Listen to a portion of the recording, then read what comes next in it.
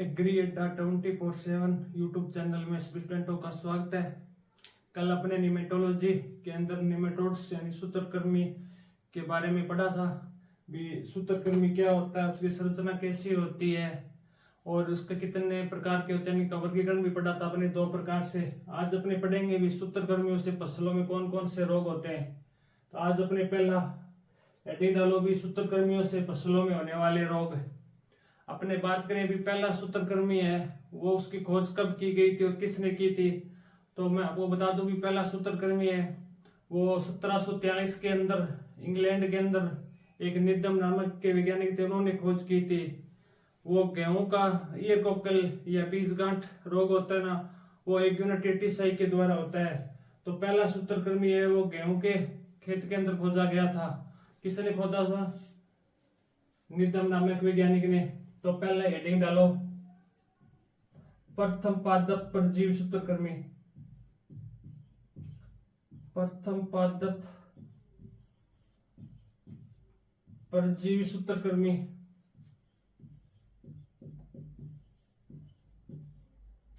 प्रथम पादप परजीवी सूत्रकृमि की खोज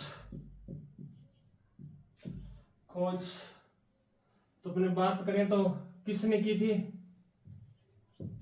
निदम नामक वैज्ञानिक ने। निदम ने 1743 में कहां पर की थी? इंग्लैंड में। अब बात करें भी कौन सी फसल में की थी?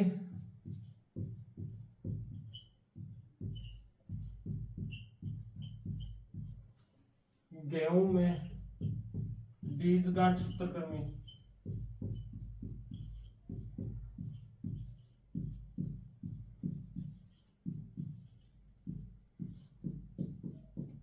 बीज गांठ सूत्रकृमि रोग होता है ना, इसे अपने गेहूं का ईयर कोकल रोग भी बोलते हैं। ईयर कोकल या इसको गेहूं का सेव रोग भी कहते हैं। ये रोग है किसके द्वारा होता है? इसका रोग कारक क्या हो जाएगा? इसका रोग कारक है एग्यूनाटिटिसाई।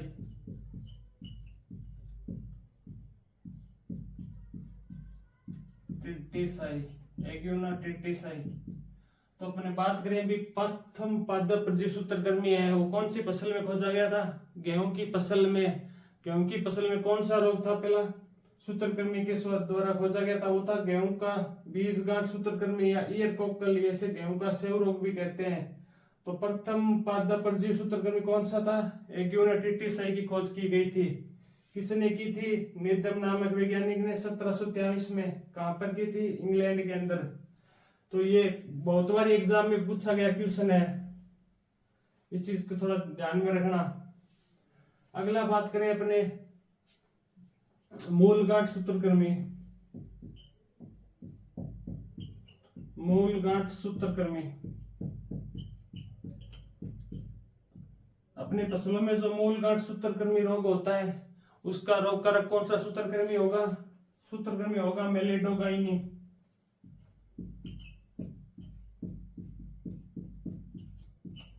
मेलिडोगाइनी स्पेसीज। मूल गांठ सूत्रकृमि में उसका क्या कौन सा सूत्रकृमि के द्वारा होगा ये रोग? मेलिडोगाइनी स्पेसीज के द्वारा होगा। इसकी खोज की बात करें तो सर्वप्रथम इसकी खोज की थी बर्कली नामक वैज्ञानिक ने। बर्कली नामक वैज्ञानिक ने। और अपने भारत में बात करें तो भारत में इसकी खोज की थी बार्बर नामक वैज्ञानिक ने। भारत में किसने की थी? बार्बर नामक वैज्ञानिक ने। कहां पर की थी? केरल में। फसल बुझले तो हो जाएगा चाय के बागानों में। चाय के बागानों में। कब की थी? 1901 में। बर्कली नामक वैज्ञानिक ने की थी, वो कब की थी? 1855 में की थी। दूसरा कौन सा अपना मूल गांठ सूत्रकृमि कौन से सूत्रकृमि के द्वारा होता है रोग? मेलिडोगाइन स्पेसीज है ना, उसके द्वारा सभी फसलों में ये रोग होता है मूल गांठ। इसकी अलग अलग स्पेसीज हो जाएगी। इसकी बात करें, इसकी खोज सर्वप्रथम किसने की थी? तो बर्कली नामक वैज्ञानिक ने 1855 में की थी। और अपने भारत के अंदर बात करें, मूल गांठ सूत्रकृमि की खोज बार्बर नामक वैज्ञानिक ने की थी। कहां पर की थी? केरल में। फसल की बात करें तो चाय के बागानों में। कब की थी? 1901 में। एक बार आप इसको नोट कर लो, फिर आगे लिखाएंगे।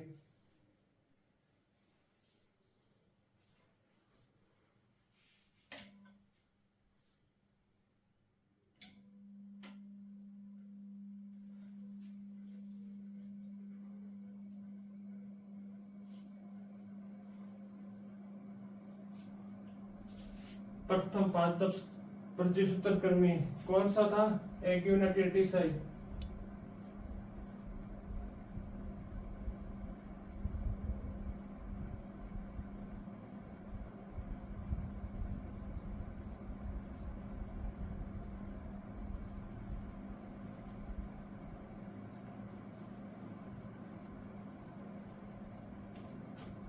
इसके बाद अपने बात करें भी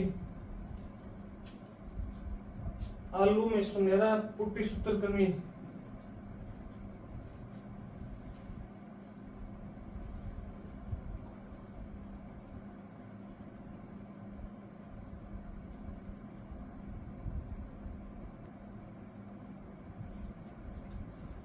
अपन अगले सूत्रकृमि की बात करें तो धान के अंदर एक रोग होता है उफरा रोग।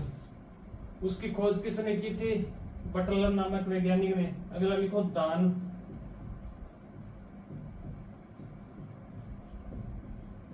का उफरा रोग। धान का उफरा रोग, ये धान का उफरा रोग है कौन से सूत्रकृमि के द्वारा होता है? डिटाइलेक्स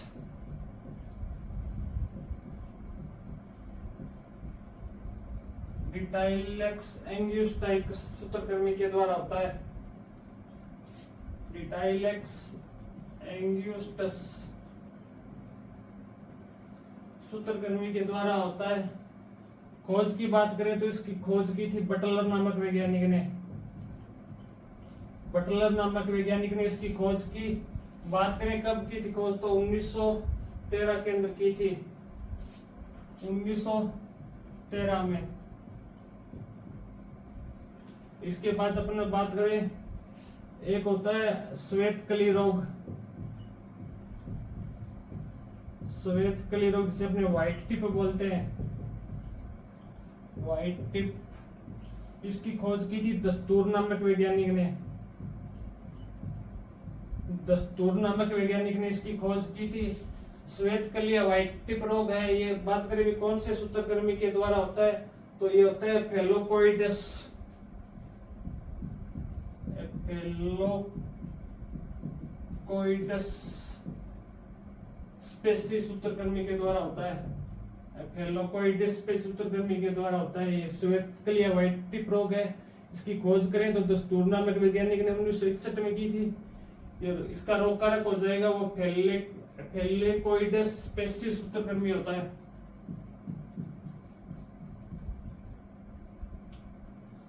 फेलोकोइडस स्पेसीज सूत्रकृमि।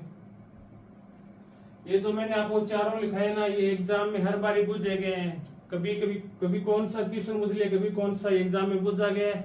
बाकी जो खोज की सूत्रकृमि है वो अपने फसलों में पढ़ेंगे, वो एक साथ पढ़ लेंगे। जैसे अपने आलू का सुनहरा पुट्टी सूत्रकृमि रोग है, उसकी खोज तमिलनाडु में नीलगिरी की पहाड़ियों में की गई थी 1961 में। किसने की थी? जोन्स नामक वैज्ञानिक ने की। वो अपने जब आलू की क्रॉप पढ़ेंगे तभी साथ में पढ़ लेंगे। उसके बाद में अपने बात करें तो एक 1969 में IARI के द्वारा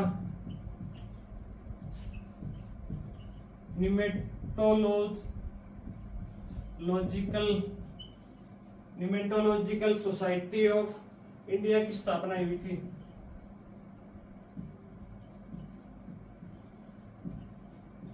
सोसाइटी ऑफ इंडिया।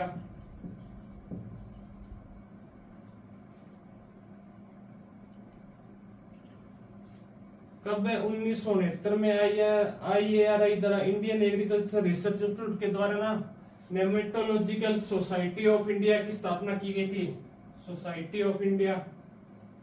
और इसके 2 साल के बाद में 1971 में बात करें तो अपने निमेटोलॉजी की एक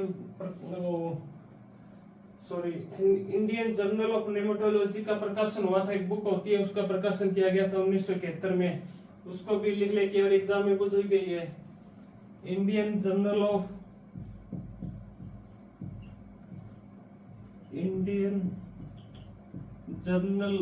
ऑफ नेमेटोलॉजी का प्रकाशन, नेमेटोलॉजी का प्रकाशन प्रारंभ हुआ था।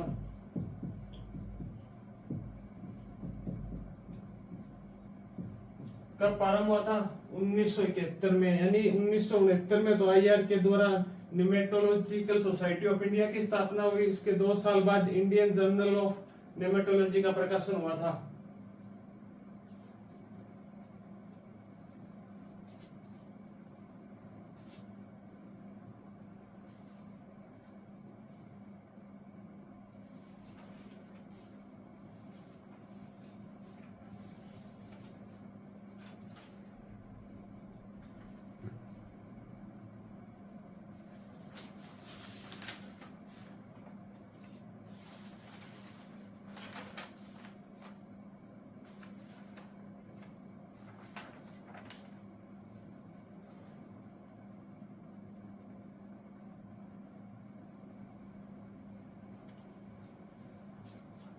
अब अपने अगली हेडिंग डालो भी फसलों में होने वाली प्रमुख रोग। फसलों में कौन से सूत्रकृमि के द्वारा कौन सा रोग फैलाए जाते हैं।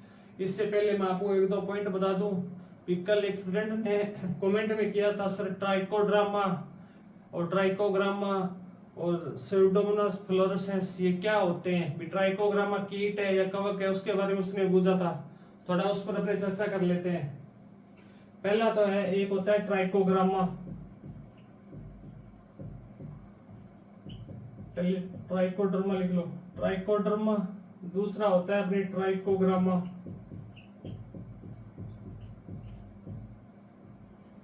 एक स्यूडोमोनास फ्लोरोसेंस।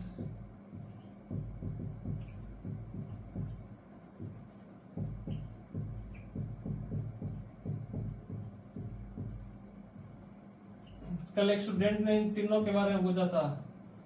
अब आप ट्राइकोग्रामा या ट्राइकोडर्मा अपने वर्ड तो भूल गए, पढ़ा होगा, तो मैं आपको बता दूं कि ट्राइकोडर्मा है ना, ये कवक होते हैं। ट्राइकोडर्मा क्या होता है? ये एक प्रकार का कवक है। और ट्राइकोग्रामा की बात कर ले, ये एक प्रकार का कीट होता है।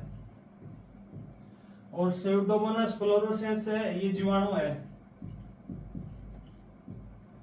अब बात कर ले भी ट्राइकोडर्मा का अपना उपयोग कैसे करते हैं। पादपों में जो रोग होते हैं ना, उनको नियंत्रण करने के लिए अपने ट्राइकोडर्मा का उपयोग करते हैं।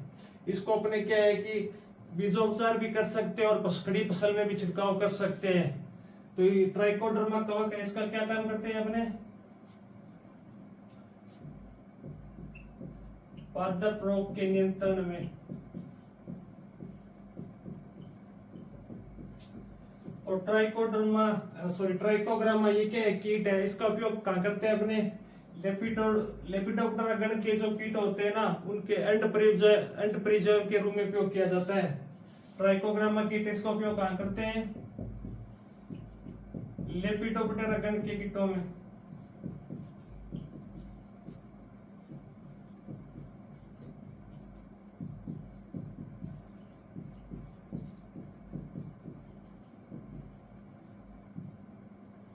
स्यूडोमोनास फ्लोरोसेंस ये क्या है? जीवाणु है। इसी तरह जिस तरह अपने ट्राइकोडर्मा कवक का उपयोग करते हैं, इसी तरह इसका उपयोग कर सकते हैं, अपने बायोलॉजी कंट्रोल में करते हैं। इसका अपना बीजोपचार भी कर सकते हैं और खड़ी फसल में भी इसका छिड़काव कर सकते हैं। एग्जाम में कई बार पूछा गया है भी ट्राइकोडर्मा क्या है, ट्राइकोग्रामा कीट है, ट्राइकोग्रामा क्या चीज है। ट्राइकोग्रामा तो मैसेज आएगा ना, कीट होता है, और ट्राइकोडर्मा ये कवक होता है। ये दोनों एग्जाम में पूछेंगे क्वेश्चन है। इसके बाद एक और कल एक क्वेश्चन छूट गया था अपने, सूत्रकृमि है ना, ये अपने शरीर से उत्सर्जित पदार्थ के रूप में क्या स्रावित करते हैं?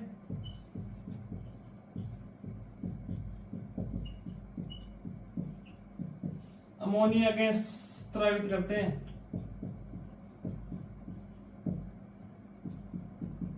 यानी सूत्रकृमि का जो उत्सर्जित पदार्थ होता है वो क्या होती है? अमोनिया गैस होती है।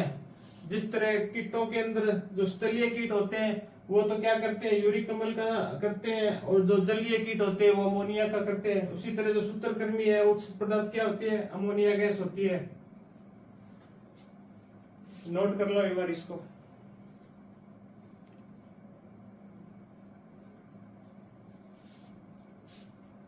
मेरा सभी स्टूडेंटों से अनुरोध है भी जिससे कोई भी चीज समझ में आए तो आप कमेंट कर सकते हो।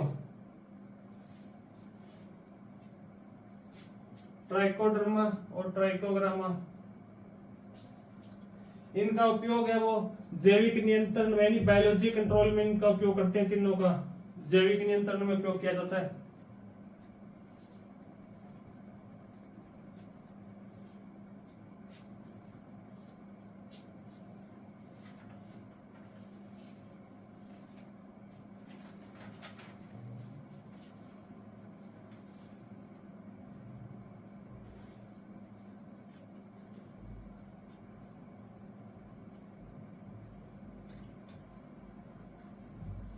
अब अपने जो फसलों में जो सूत्रकृमि के द्वारा रोग होता है उनको अपने एक साथ पढ़ेंगे सभी में। उससे पहले मैं आपको बता दूं कि जितने भी अपने सूत्रकृमि है वो मैंने कल आपको बताया भी था। लगभग सूत्रकृमि कौन से गण में आते हैं? ट्राइलेकिडा गण के अंदर आते हैं। तो अपने पहले एक चीज नोट लगा के लिख लो।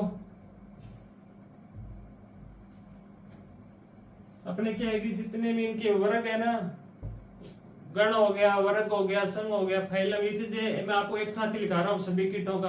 अपने अलग अलग नहीं पढ़ेंगे, मैं आपको एक साथ लिखा दूंगा तो आपको याद करने में आसानी हो जाएगी। तो पहला अपने लिख लो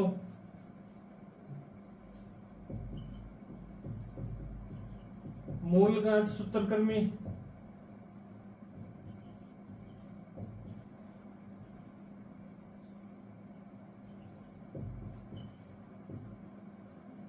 धान्य फसलों का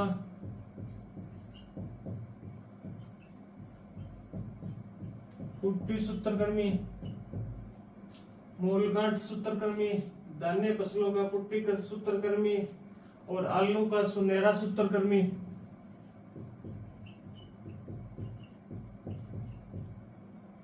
आलू का सुनहरा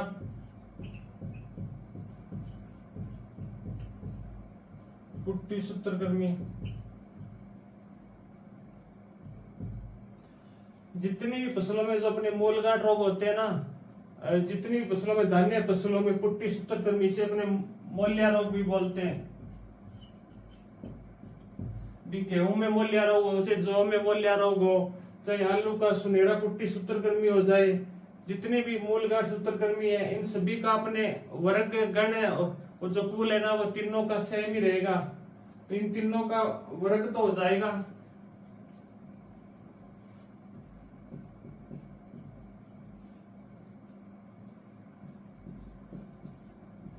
सेकर्नेशिया, इनका वर्ग कौन सा होगा? सेकर्नेशिया हो जाएगा। और गण की बात करें, गण हो जाएगा ट्राइलेकिडा। गण कौन सा हो जाएगा इनका? ट्राइलेकिडा। और कुल की बात करें, कुल हो जाएगा हेटेरोडेरिडा।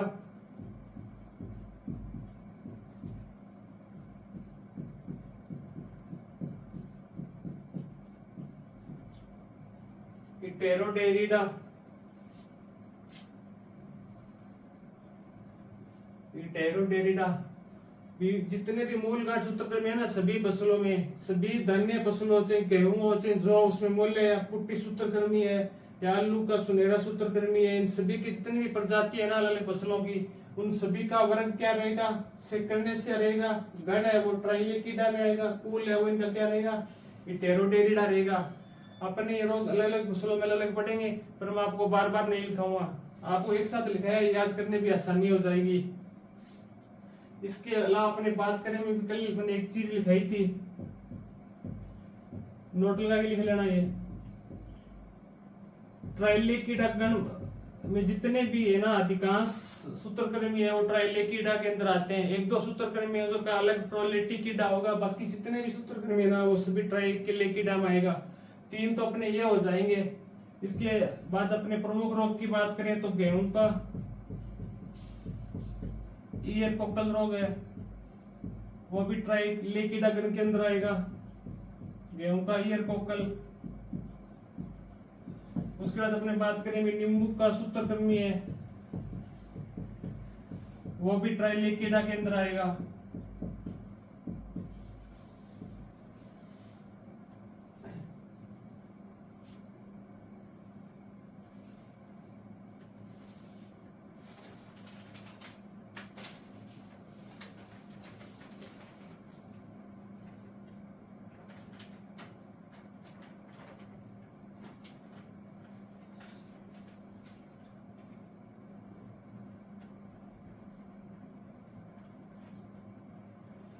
ये नोट कर लो, ये सभी फसलों में मूल गांठ सूत्रकृमि होते हैं ना, ये आगे लिख लेना सभी फसलों में। सभी धान्य फसलों में पुट्टी सूत्रकृमि अमोलिया रोग होता है। आलू का सुनहरा सूत्रकृमि हो गया। इसके बाद अपने गेहूं का ईयर कोकल है, नींबू का सूत्रकृमि, इन सभी का क्या होता है गण ट्राइलेकिडा भी होता है। इतने वर्ग और कुल गण तीनों का इनका सेम होगा, जितनी भी फसलों में हो चाहिए रोग। ये मैंने आपको एक साथ लिखा है, याद करने भी आसानी रहेगी। क्यों यहाँ से क्या है कि बारी डीपली क्वेश्चन पुटअप कर सकते हैं अभी कौन सा सूत्रकृमि का कौन सा वर्ग है कौन सा गण है।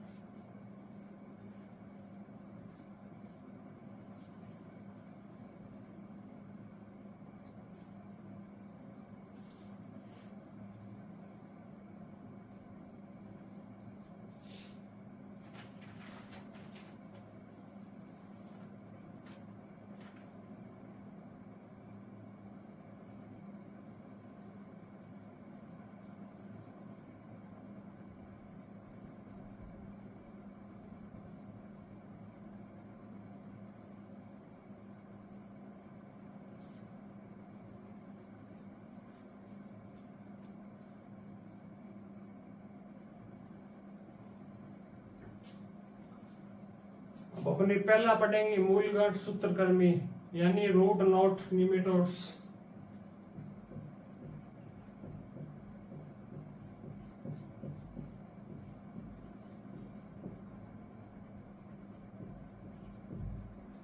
अब बात करें अपने रूट नोट निमेटोड है, इसकी खोज मैंने आपको लिखा दी थी, बर्कली नामक वैज्ञानिक ने की थी और भारत में अपने बार्बर नामक वैज्ञानिक ने केरल में चाय के बगानों में की थी। ये चीजें अपने क्या बार बार नोट नहीं करेंगे। मैंने आपको इसका वर्ग भी लिखा दिया था, गण भी लिखा दिया था, कुल भी लिखा दिया था।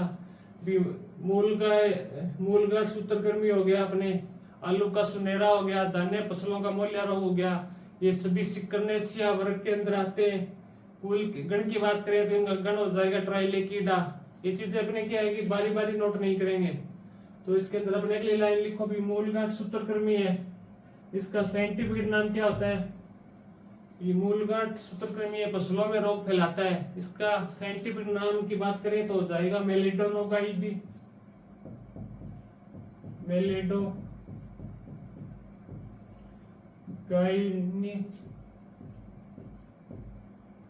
इकोनिटा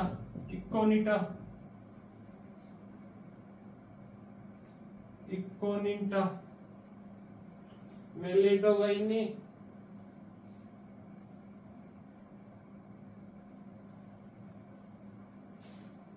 मूल गांठ सूत्रकृमि है रूट और इसका साइंटिफिक नाम क्या होगा मेलिडोगाइनी इनकोनिटा हो जाएगा। अब अपने बात करें भी मूल गांठ सूत्रकृमि है, इसकी कौन कौन सी प्रजातियां हैं जो अपने क्या है कि फसलों में नुकसान पहुंचाती है, वो अपनी प्रजातियां सभी एक साथ ही पढ़ेंगे। अगली हेडिंग डालो प्रजातियां।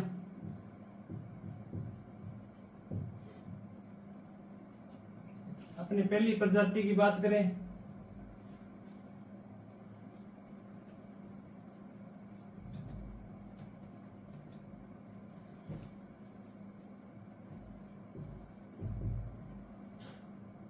इसकी पहली प्रजाति की बात करें तो अपने हो जाएगी मेलिडोनोगाइनी।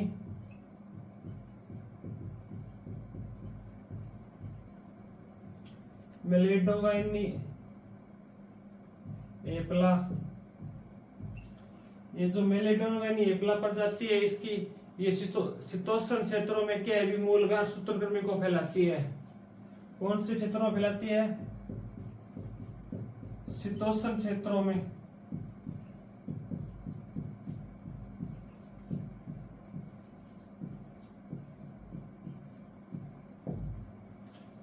शीतोष्ण क्षेत्रों में जो मूल गांठ सूत्रकृमि रोग होता है उसका रोगकारक क्या होगा?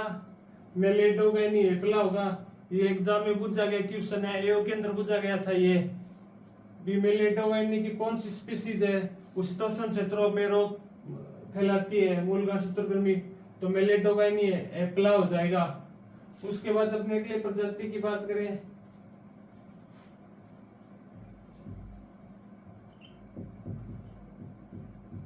मेलिडोगाइनी ग्रेमिनिकोला, सॉरी ओराइजिकोला।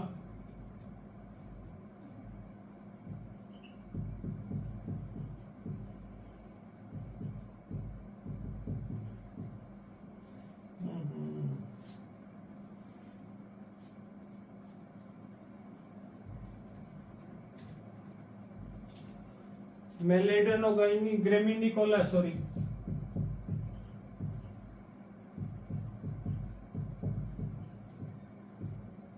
मेलिडोगाइनी ग्रेमिनिकोला है। ये धान की फसल में रोग फैलाती है।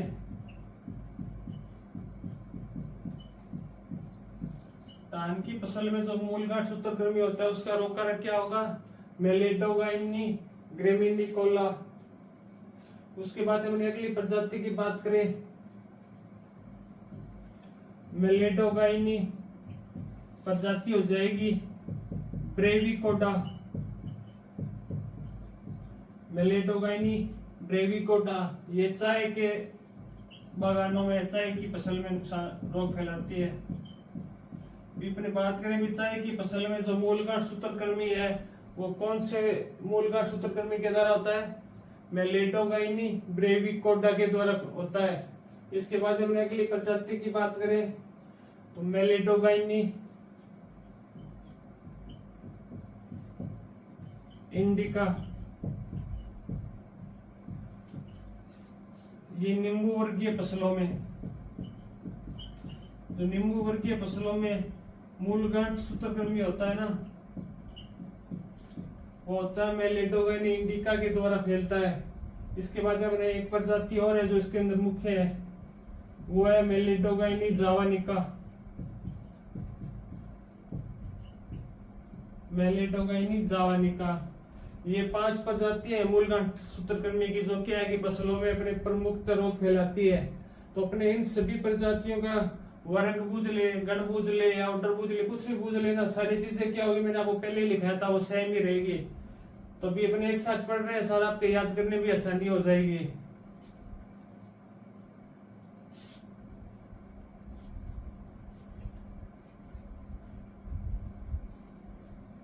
एक बार और देख लो, मूल गांठ सूत्रकृमि रूट नॉट निमेटोड्स है।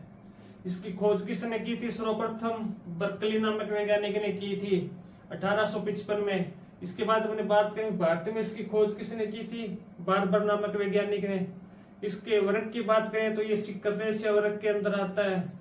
और गण की बात करें तो गण हो जाएगा इसका ट्राइलेकिडा। और इसके बाद अपने बात करें भी मूल गांठ सूत्रकृमि, इसका साइंटिफिक नाम क्या होगा? मेलिडोगाइनी इनकोनिटा।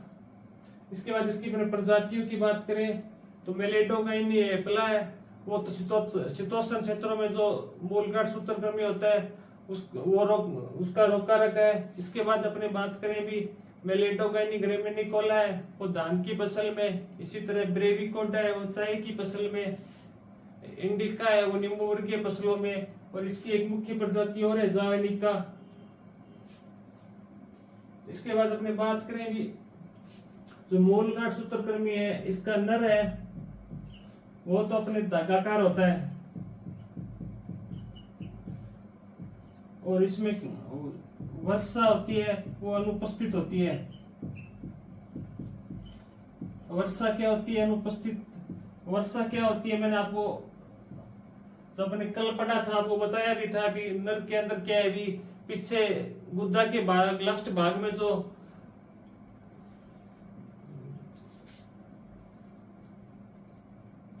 जैसे ये नर है इसके गुद्दा के लास्ट में यहाँ पर क्या है कि ये पतंगेंद्र संरचना होती है। इसी को मैंने आपको क्या बताया था, वर्षा बताया था। सिर्फ ये नर के अंदर होती है, मादा के अंदर नहीं होती। मैंने आपको नर में मादा के अंदर पहचान बताई थी दो, उसमें से एक आपको बताया अभी नर होता है। इसका गुद्दे के लास्ट में जो ये भाग होता है ना, यहाँ पर क्या है कि पतंग के आकार की छोटी छोटी झिल्ली से होती है, उसको अपने क्या बताया था, वर्षा। पर ये जो मेलेडोनोगाइनिक सूत्रक्रम के अंदर होता है उसमें ये वर्षा अनुपस्थित होती है। इसके बाद मैंने आपको कल बताया था मादा भी मेलेडोगाइनी और इटेरोडेरा दो ऐसे वर्ग सूत्रक्रमी है। उसकी मादा क्या होती है, धागाकार ना होकर अलगाकार में होती है। तो इसकी मादा कैसी होती है, सेब या नाशपाती के आकार की।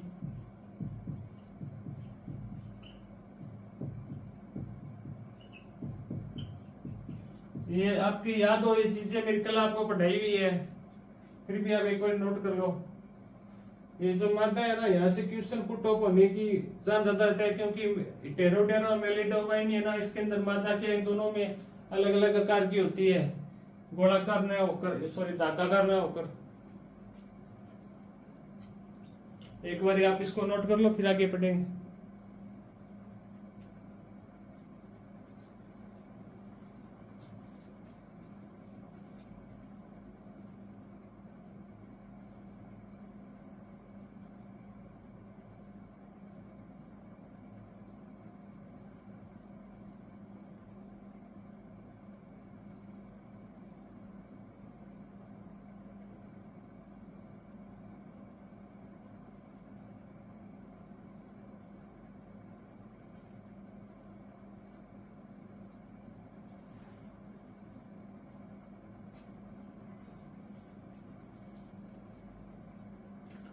नोट कर लिया क्या सभी ने?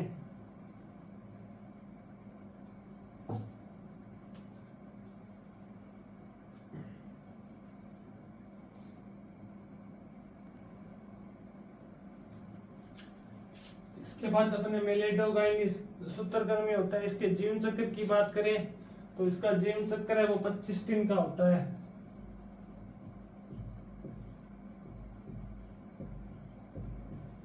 जीवन चक्र है वो कितने दिन का होता है, 25 दिन का होता है।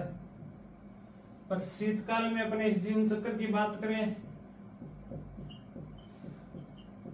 शीतकाल में इनका जीवन चक्र है वो 60 से 80 दिनों का हो जाता है। इनका नॉर्मली जीवन चक्र गुजले भी मेलेडोनोगाइन सूत्रक्रमी है, इसका नॉर्मली जीवन चक्र तो होता है अपने 25 दिन का, पर शीतकाल में इनका जीवन चक्र है वो 60 से 80 दिन का हो जाता है। और बात करें भी एक वर्ष में कितनी पीढ़ियां पूरी करता है, ये एक वर्ष में 7 से 8 पीढ़ियां पूरी कर लेता है।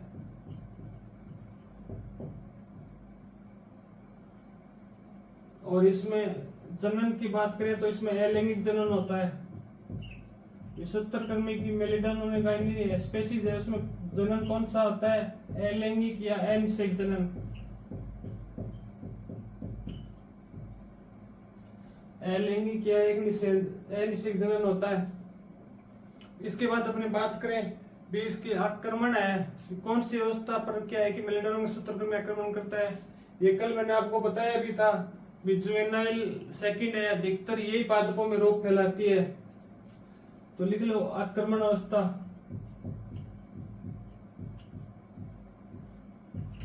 पादपों आक्रमण मादा की कौन सी अवस्था, मादा की द्वितीय जुवेनाइल अवस्था।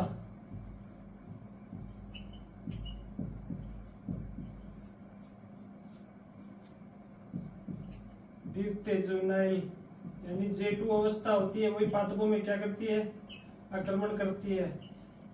आक्रमण कहां पर करेगी, पादपों में,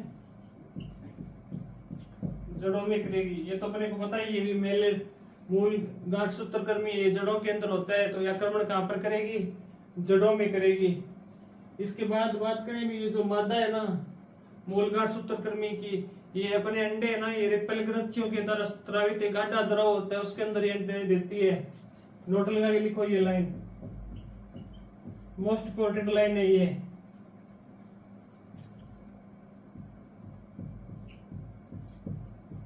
मादा सूत्रकृमि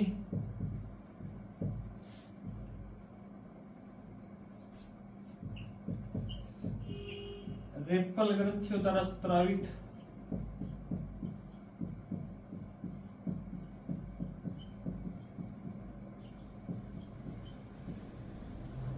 स्रावित गाढ़े द्रव में अंडे देती है।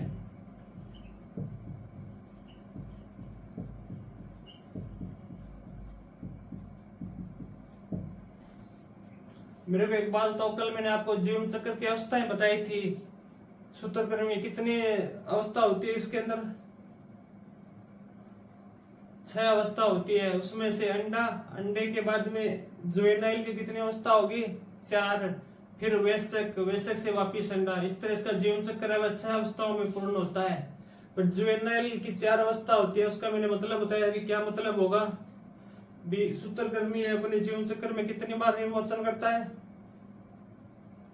पढ़ के आए हो तो आपको याद है भी, नहीं पढ़ के आए और निमोचन नहीं किया तो आपको कैसे याद होगा भी। 3 निर्मोचन की अवस्था होती है। फर्स्ट जुवेनाइल अवस्था है वो मैंने बताया था, अंडे के अंदर होती है। सेकंड जुवेनाइल अवस्था है वो अंडे के बाहर आने के बाद होगी। तो अधिकांश पादपों में जो आक्रमण की अवस्था होगी कौन सी होगी, द्वितीय जुवेनाइल अवस्था होगी।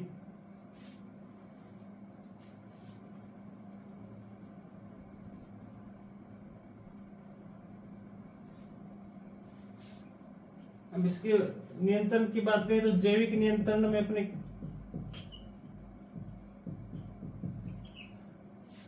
ट्राइकोडर्मा, ट्राइकोडर्मा कल्चर और एक है स्यूडोमोनास फ्लोरोसेंस।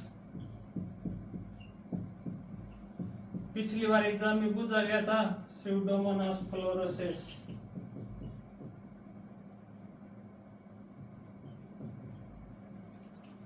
ट्राइकोडर्मा ऐसी कुछ, ट्राइकोग्रामा या ट्राइकोग्रामा से एक में से पूछा गया अभी कौन सी फसल में नियंत्रण के काम में लिया जाता है। वहां पे 4 फसलों के ऑप्शन दिए हुए थे। तो जैविक नियंत्रण में ये इस पे क्या है कि अधिक जोर दिया जा रहा है। रसायन की बात करें, खड़ी फसल में जितने सूत्रकृमि रोग हो जाए तो कौन से रसायन का छिड़काव करेंगे, एलडी कार्ब या कार्बोफ्यूरान। वो मैं रसायन आपको एक साथ ही लिखाऊंगा सभी फसलों के, उसकी 1 या 2 क्लास होगी, साथ में लिख लेना, आपको याद करने में आसानी होगी। यहाँ पे मत नोट करो से।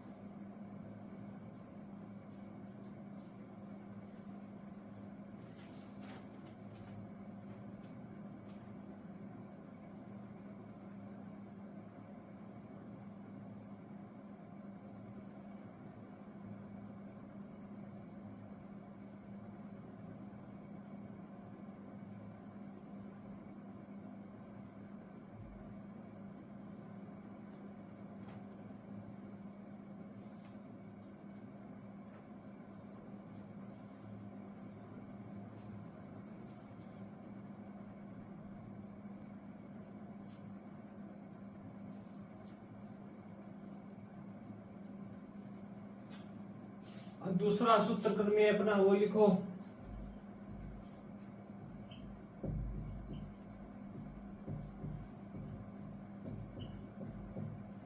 धान्य फसलों का पुष्टि सूत्रकृमि।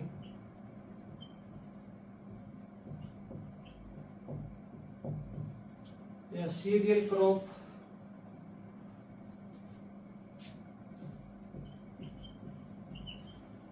Serial knot nematode.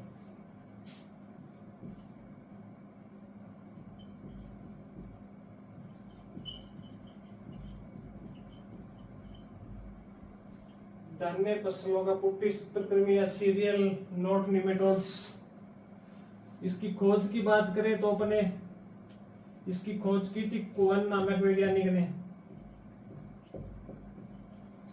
सर्वप्रथम इसकी खोज किसने की थी? कोवन नामक वैज्ञानिक ने 1974 में।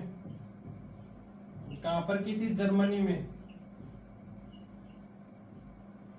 धान्य फसलों में जो पुष्टि सूत्रकृमि यानी सीरियल क्रॉप में नोट निमेटोड होते हैं, ये शिष्ट पुष्टि सूत्रकृमि, इसकी खोज किसने की थी?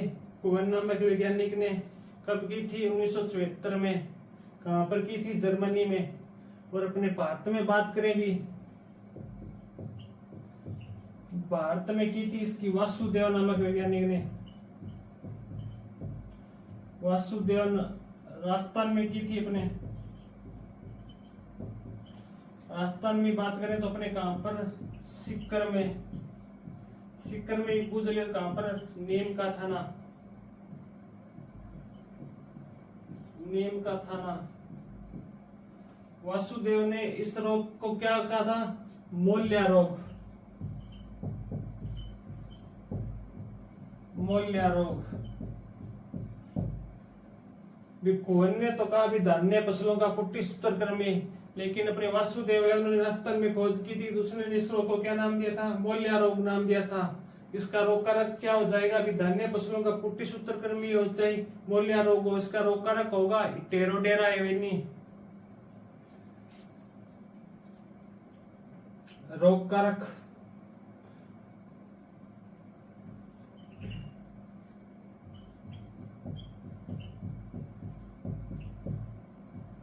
टेरोडेरा एवेनी।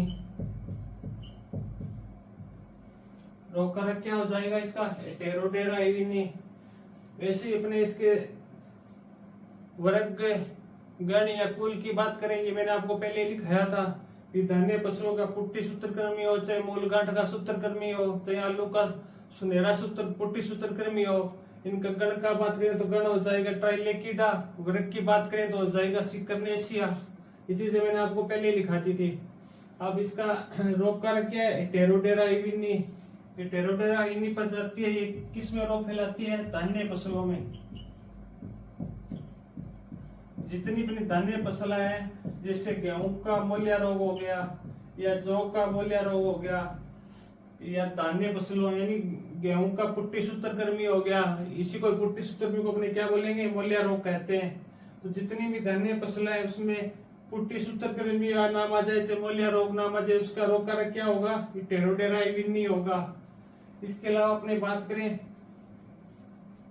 इसकी अन्य प्रजातियों की बात करें तो उनकी अन्य प्रजातियां हैं टेरोडेरा ओराइजिकोला। ओराइजिकोला, आप ओराइजिकोला से समझ गए होगा कि ये किस में रोग फैलाएगी? धान की फसल में। धान की फसल में जो मोल्या रोग या पुष्टि सूत्रकृमि रोग होता है, उसका रोग कारक होगा टेरोडेरा ओराइजिकोला। इसके बाद अपने अन्य प्रजातियों की बात करें तो वो जाएगी टेरोडेरा ग्लाइसिन्स। ग्लाइसिन्स ग्लाइसिन्स ग्लाइसिन्स से आप समझ गए होगा भी कौन सी फसल में होगी? है सोयाबीन में। सोयाबीन की फसल में जो मोल्या रोग या पुष्टि सूत्रकृमि रोग होता है, उसका रोग कारक क्या होगा? टेरोडेरा ग्लाइसिन्स प्रजाति से अपने क्या है कि इसे तो अंदाजा लगा सकते हैं भी। सोयाबीन का बॉटलिंग लेन क्या होता है? Glycine max. धान का ओराइजा सेटाइवा। इसी तरह एक प्रजाति और होती है टेरोडेरा केजानी। टेरोडेरा केजानी ये किस फसल में फैलाएगी रोग? अरहर में। अरहर की फसल में पुष्टि सूत्रकृमि या मोल्या रोग किसके द्वारा होता है? टेरोडेरा केजानी। ये पर एक साथ पढ़ेंगे ना तो याद करने में आसानी है, कि बहुत इजी से याद हो जाएगा अपने। इसको नोट कर लो अपने। कौन सा है? धान्य फसलों का पुष्टि सूत्रकृमि या सीरियल नोट निमेटोड्स।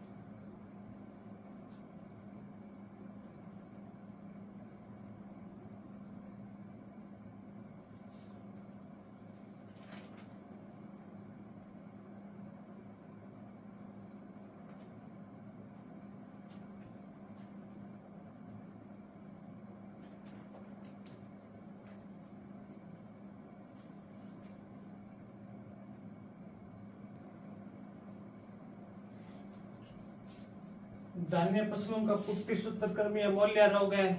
इसके नर की बात करें, नर वही सेमी रहेगा, धागाकार होगा और वर्षा होगी वो क्या होगी, अनुपस्थित होगी। और मादा की बात करें, मैंने वो कल लिखाया था भी, टेरोडेरा की मादा होती है, उसका आकार कैसा होता है, नींबू के फल के समान होता है।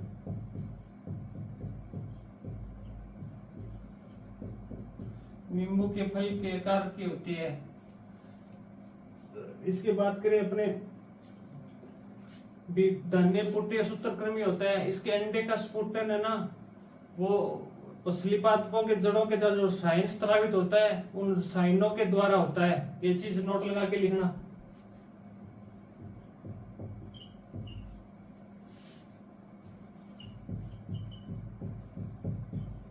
अंडों का स्फुटन यानी एचिंग,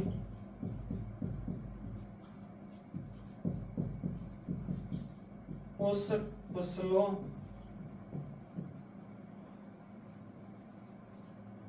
की जड़ों के द्वारा स्त्रावित रसायन के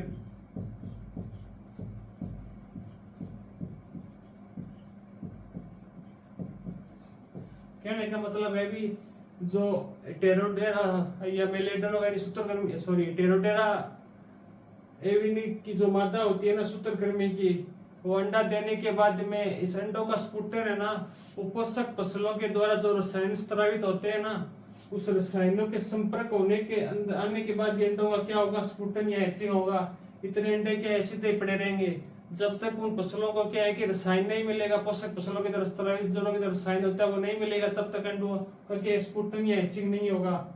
ये लाइन मोस्ट इंपोर्टेंट है एग्जाम की दृष्टि से। ये अंडों का स्फुटन या हैचिंग है वो पोषक फसलों की जड़ों के द्वारा जो स्त्रावित रसायन होता है उसके द्वारा होता है।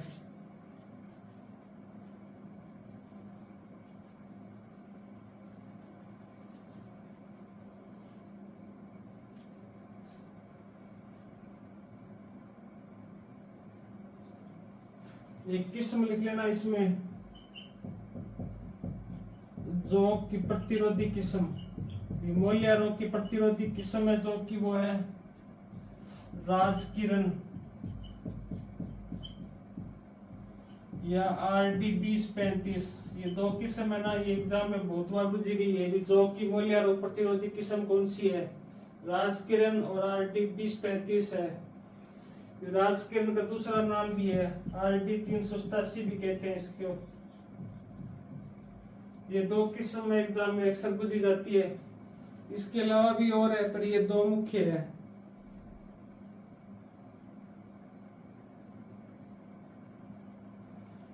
इसके अलावा बात करें तो RD 2052 भी है, RD 2052 भी है।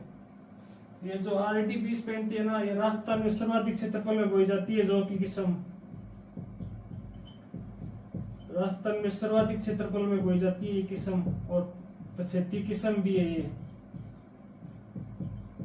RD 2035 किस्म है ना, ये राजस्थान के सर्वाधिक क्षेत्रफल में बोई जाती है, पिछेती किस्म भी है और मूल्य रोग की प्रतिरोधी भी है। इंपॉर्टेंट बनती है किस्म।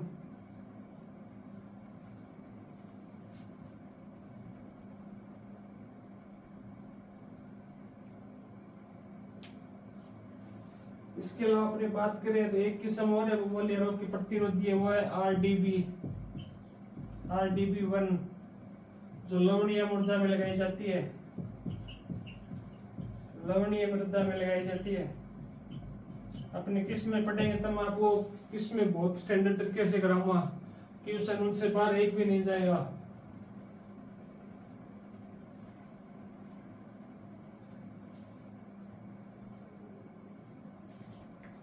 नोट करो भी धान्य फसलों का पुष्टि सूत्रकृमि या मूल्य रोग, सीरियल नोड निमेटोड। खोज की बात करें तो खोज किसने की थी, कोहन नामक वैज्ञानिक ने। अपने राजस्थान में बात करें तो राजस्थान में किसने की थी, वासुदेव ने सीकर नीम का थाना, जिन्होंने इसको क्या नाम दिया था, मूल्या नाम।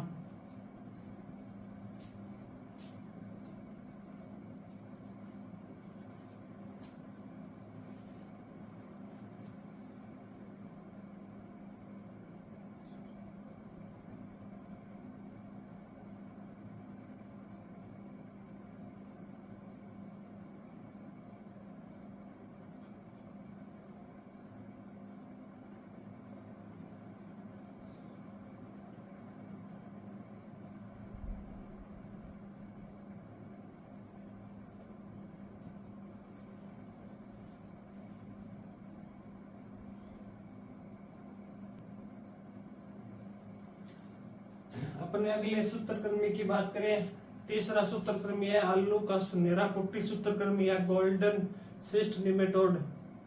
उसकी बात करें, इसकी खोज की थी जॉनसन नामक वैज्ञानिक ने। हेडिंग डालो आलू का सुनहरा पुट्टी सूत्रकृमि, सुनहरा पुट्टी सूत्रकृमि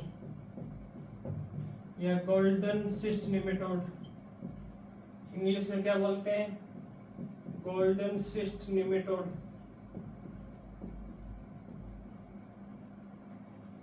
इसके रोग कारक की बात करें तो इसका रोग कारक क्या होगा? ग्लोबोडेरा रोस्टेचाइनेसिस।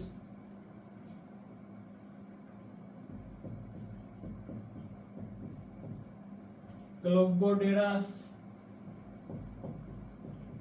रोस्टोचाइनेसिस।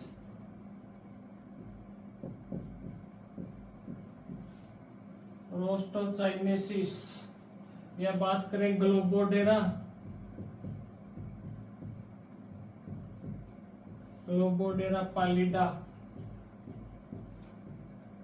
मेन तो इसका ग्लोबोडेरा रोस्टोचाइनेसिस ही होता है।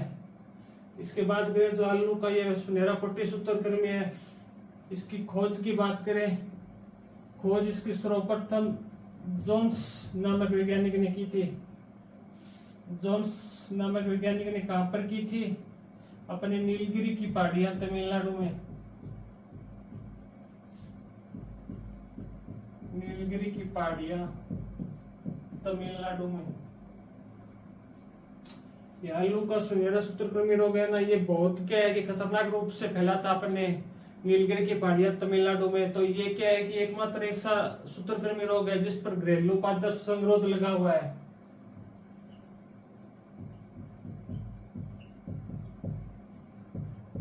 एकमात्र रोग जिस पर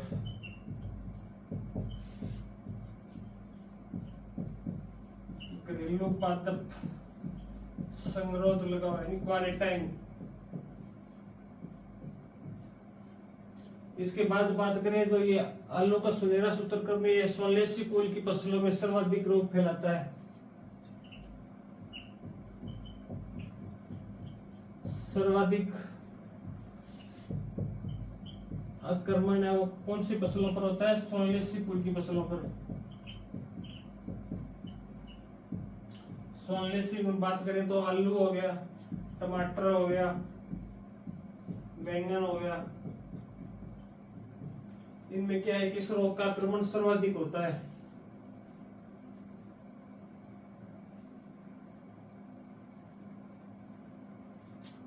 इसके बाद इसके जीवन चक्र की बात करें, आलू का सुनहरा पुट्टी सूत्रकृमि इसका जीवन काल है ना, वो सिर्फ 5 से 7 दिन का ही होता है। और आलू की प्रतिरोधी किस्म की बात करें, प्रतिरोधी किस्म है वो कुफरी सवर्णा है, कुफरी सवर्णा। अपने कौन सा रोग पढ़ रहे हैं? आलू का सुनहरा सूत्रकृमि या आलू का गोल्डन सिस्ट निमेटोड। इसके रोग कारक की बात करें तो हो जाएगा ग्लोबोडेरा रोस्टेचाइनेसिस या ग्लोबोडेरा पालिडा। इसकी खोज सर्वप्रथम जोन्स नामक वैज्ञानिक ने नीलगिरी की पहाड़ियां तमिलनाडु में की थी। और इसके बाद बात करें भी ये एकमात्र ऐसा रोग है जिस पर क्या लगा हुआ है? घरेलू पादप संग्रह को लगा हुआ है। नहीं, इसको क्या है कि बाहर अपने किसी दूसरे जिले में भेजेंगे ना, घरेलू पादप संग्रह का मतलब होता है कि एक जिले से दूसरे जिले में अपने एक राज्य से दूसरे राज्य में स्थानांतरण करेंगे ना, तो उससे पहले क्या पूरी जो आलू है उसको क्या चेक करके क्वारंटाइन करके इसको भेजा जाएगा। उसके बाद सर्वाधिक आक्रमण है वो सोलेसी कुल की फसलों में होता है। जीवन काल है वो 5 से 7 दिन का ही होता है बस इसका। पर प्रतिरोधी किस्म की बात करें आलू की, वो हो जाएगी कुफरी सवर्णा। घरेलू सवर है वो सिर्फ राज्य के अंदर ही लगाया जाता है। एक राज्य से दूसरे राज्य में आलू भेजेगा ना, उसको पहले क्वारंटाइन किया जाएगा। अपने कोरोना काल में पढ़ा होगा क्वारंटाइन क्या होता है। 15 दिन क्या करते थे, बाहर से आते जिले से या बाहर से आ रहे थे उनको क्या 15 दिन घर के अंदर ही एक अलग जगह रखा जाता था। वैसे इन आलुओं का क्या क्वारंटाइन किया जाता है। 15 दिन हो जाए या 21 दिन अलग अलग होता है लगभग। आलू का क्वारंटाइन है वो 21 दिन तक किया जाता है, शायद तक पूरा कन्फर्म तो नहीं है, पर मेरे हिसाब से 21 दिन किया जाता है।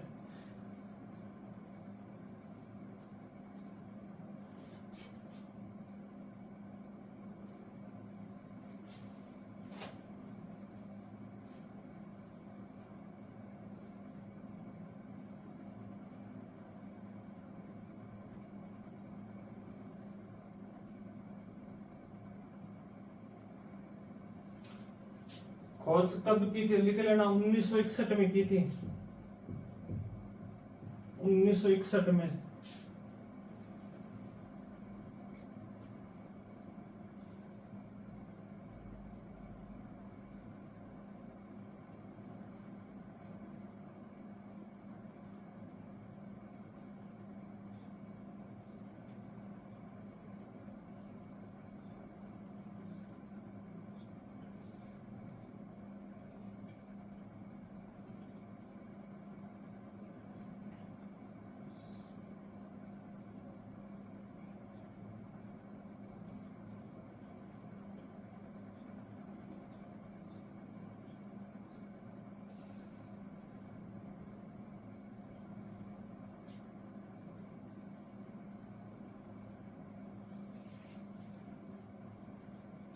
एक चीज और रखना, इसमें जो फसल चक्कर है ना, वो गोभी, मूली, गाजर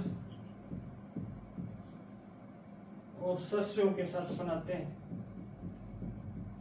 आलू का सुनहरा सूत्रकृमि है ना, इसका रोग फसल चक्र बनाते हैं ना, वो आलू, मूली, गोभी और सरसों की फसल के साथ बनाते हैं।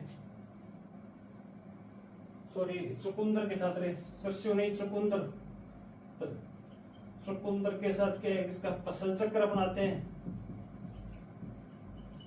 फसल चक्र में कौन सी फसल शामिल करेंगे, गोभी, मूली, गाजर, आलू, इनमें से क्या है, फसल चक्र बनाएंगे तो आलू का सुनहरा सूत्रकृमि है वो कम फैलेगा।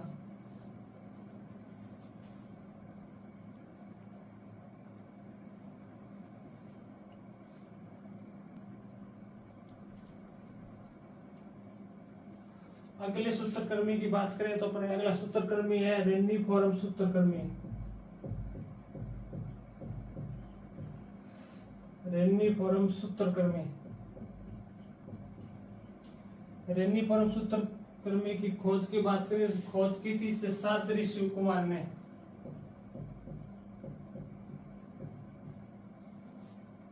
शेषाद्रि शिव कुमार ने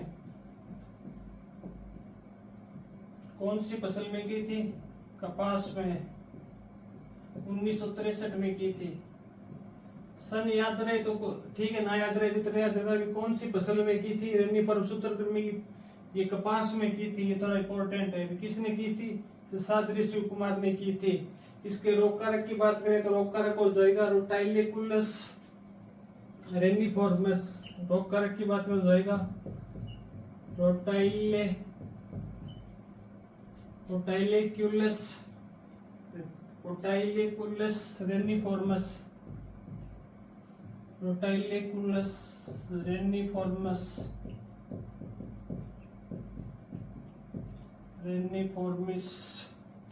इसके कुल की बात करें, ये सूत्रकृमि कौन सी फैमिली से बिलोंग करता है, तो फैमिली हो जाएगी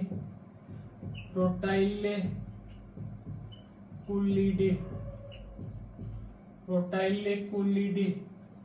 इसके बाद बात करें भी ये रेनी सूत्रकृमि है, इसकी फसल कौन सी पोषण फसल है, ये कौन सी फसलों में ये रोग हो सकता है। पोषण फसलें की बात करें तो प्रमुख पोषण फसल है तो इसकी कपास ही होती है। कपास के बाद में बात करें तो ये अंगूर के अंदर भी रोग फैलाता है, पपीता के अंदर भी रोग फैलाता है। उसके बाद अपने बात करें तो ये चौला के अंदर भी रोग फैलाता है, चौला के अंदर। उसके बाद कॉफी में भी ये रोग फैलाता है। सब्जियां हो गई और दलहनी फसलों में रेनिफोरम सूत्रकृमि पूछ ले इसका रोग कारक क्या होगा, तो सभी में रोटाइलेकुलस रेनिफोर्मिस होगा। मुख्यतः इसकी जो पोषण फसल है वो कपास, कॉफी, पपीता, अंगूर, ये 4-5 फसलें। ये क्या है कि इसकी मुख्य पोषण फसलें है। अधिकतर इन्हीं पे क्या है कि ज्यादा रोग फैलाता है। मुख्य फसल तो मेन कपास है। इसके बाद बात करें भी ये रेनिफरम सूत्रकृमि, इसके जीवन काल की बात करें, जीवन काल है तो इसका 25 दिन होता है। एक चीज इसमें नोट लगा लीजिए ना, ये जो रेनिफरम सूत्रकृमि है भारी कले या दोमट मृदा में क्या है भी सर्वाधिक आक्रमण करता है।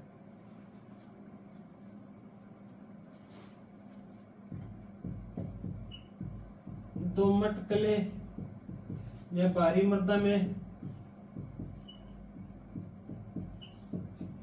सर्वाधिक प्रकोप होता है इसका। यानी भारी मृदा कपास की फसल में अपने को पता है भी काली मिट्टी की जरूरत होती है या लाल मिट्टी भारी मृदा की जरूरत होती है, तो इसका आक्रमण किस में होगा?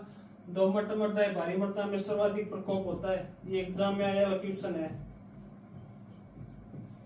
क्योंकि जितने भी सूत्रकृमि है ना वो लगभग कौन सी फसल को बलुई मृदा को ज्यादा क्या है कि पसंद करते हैं, पर ये रेनिफरम सूत्रकृमि है ना ये दोमट या भारी मृदा में सर्वाधिक प्रकोप करता है।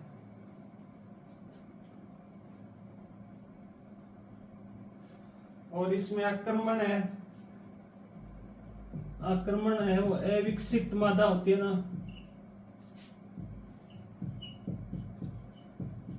अविकसित मादा आक्रमण कौन करती है इसमें? अविकसित मादा पौधों में संक्रमण करती है।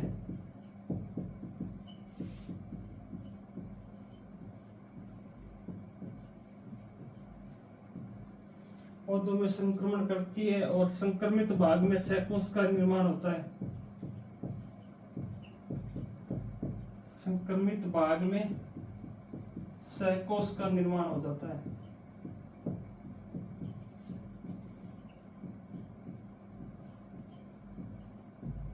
फसल चक्र की बात करें तो इसमें फसल चक्र है वो प्याज और लहसुन की फसल के साथ अपनाएं। प्याज और लहसुन के साथ क्या करें? फसल चक्र अपनाएं।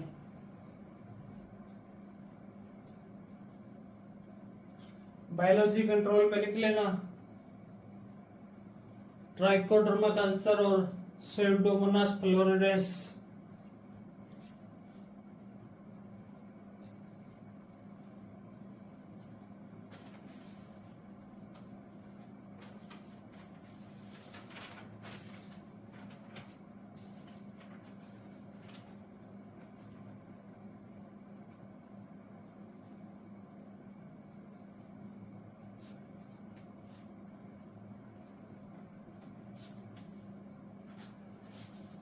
कल अपने पढ़ेंगे भी गेहूं की फसल में सूत्रकृमि और नींबू वर्गीय फसलों में और लेजिम सूत्रकृमि, ये 3 बचे हुए हैं। ये कल अपने पढ़ेंगे। कल अपने सूत्रकृमि है वो कंप्लीट हो जाएंगे। उसके बाद अपने एंटोमोलॉजी शुरू करेंगे। ये नोट कर लो आप।